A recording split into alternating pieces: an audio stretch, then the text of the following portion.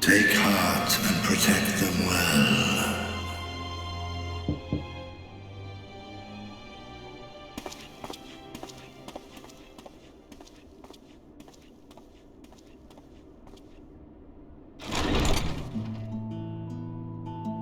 Good, you're here.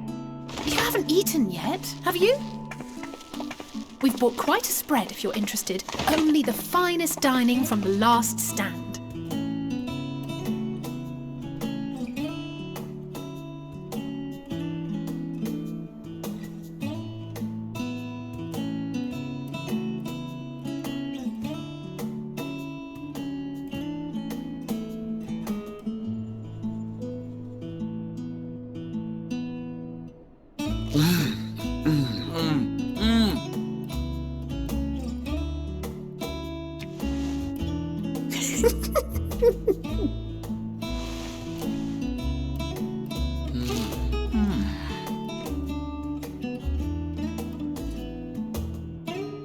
Lest you wonder, we invited Estinian as well. But he refused with a rather grim-faced, "No, thank you." I suspect Garlean cuisine is not to his liking. Oh, I don't know about that. Perhaps our lone wolf just needed some time apart. What? To perfect his brooding stare? Next time, I'll drag him out by the ear, sit him down in front of a Garlean feast, and see that he eats every last bite. An excellent idea. Of all people, warriors must take proper meals and rest if they are to maintain a healthy constitution. Poor Estinian, beset on all sides.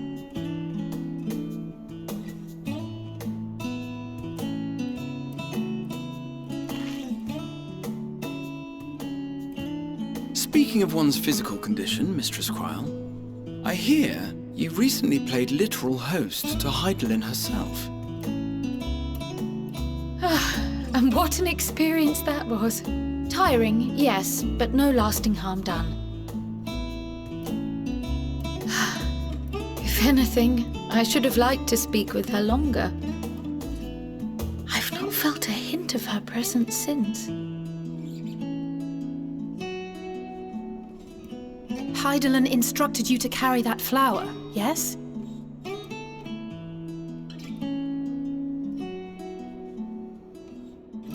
'Twill be your guide, test and proof of your conviction. And then something about seeking joy in darkness, was it? Come to think of it, isn't that what happened with Nidana back in Radzat-Han? The flower did seem to radiate a joyful glow, as if reflecting the elation we all felt, the relief of a people with renewed hope. Indeed, and in turn, I felt buoyed by that radiance. 'Twas akin to spotting a beacon and knowing we were on the right path. I know we've not yet triumphed over the Telophoroi, or learned the full breadth of the Forum's plans. But even within the midst of our struggles, we find small moments of joy to sustain us.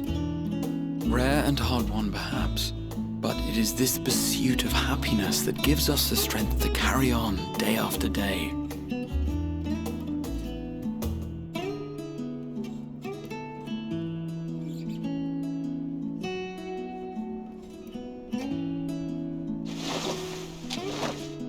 Hey, that's mine. To the swift the spoils. Though I recall that levitation spell of yours was quick enough. Only barely. And even at my best, I'm still too slow to wield it effectively in battle. Mayhap I simply require more practice with this new magic. You unearthed it from the depths of Numenon, I presume? Aye, and from a veritable mountain of arcane tomes at that. 'Twas necessary to facilitate my solitary explorations. To put it simply, you used it to sneak around the forbidden archives. Yes, well, after a fashion.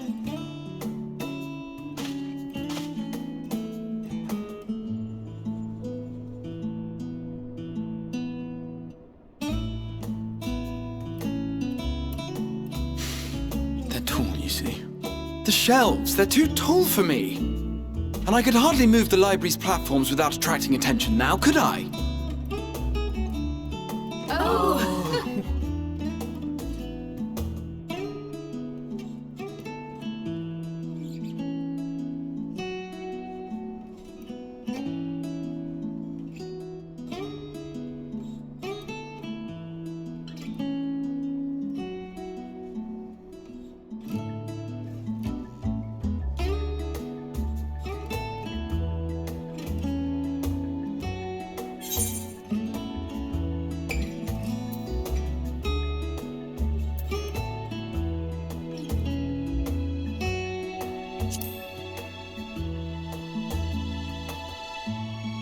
Why else did you think we were here?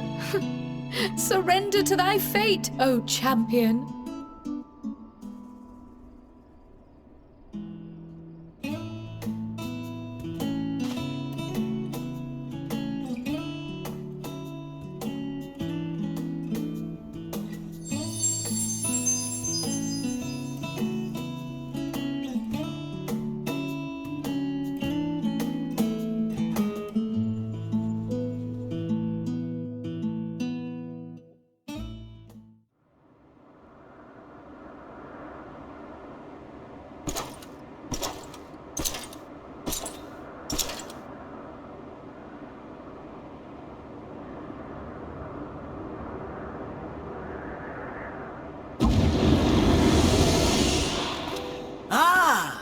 Enjoying the bracing cold, I see. Do you not own a warm coat or a cloak? Something in fur? Or fashioned from the skins of your enemies? Or... well, never mind that. I come to you once more as the bearer of bad news. Our tower in Thavnir has been toppled, and I need not tell you by whom. Given how many we have at our disposal, the loss of a single spire is hardly fatal to our plans. It does, however, slow the rate at which we siphon ether. If they continue to preoccupy themselves with the towers, then all will be well. But should our foe prove bold enough to strike at us here, then the timing becomes questionable.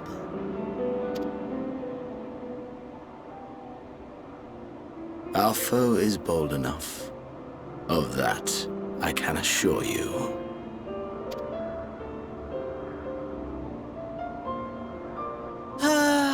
Yes, very well then. I suppose I must prepare a proper welcome. Honestly, talk of your nemesis is the only thing you seem to enjoy.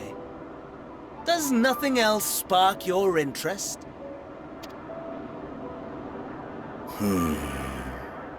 No. All else is... equal. Equally tedious. Equally disappointing.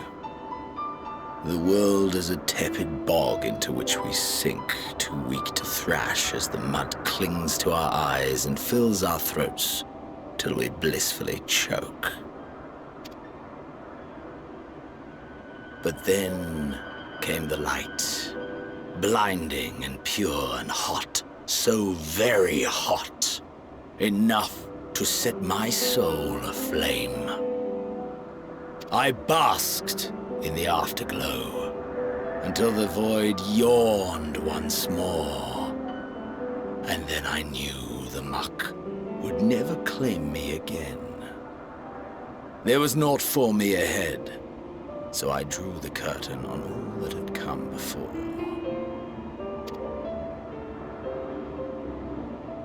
Burn, Burn. Let the whole star burn. I will have my contest. I will reclaim my moment.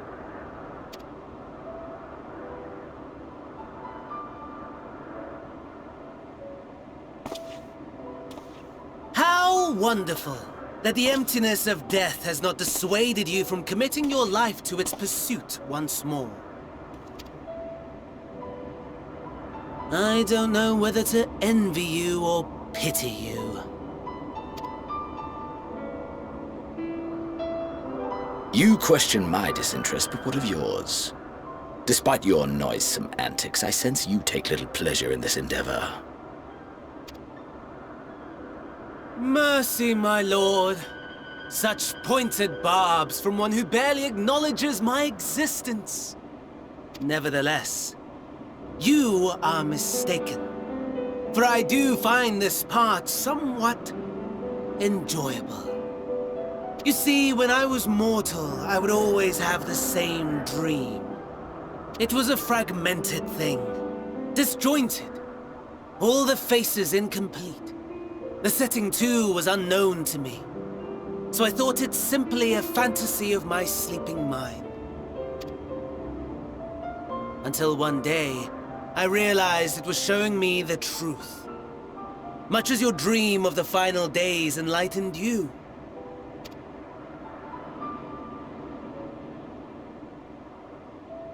And soon, very soon, the rest of the world will see the truth of my dream, too. Yes, I think that is something we can both enjoy.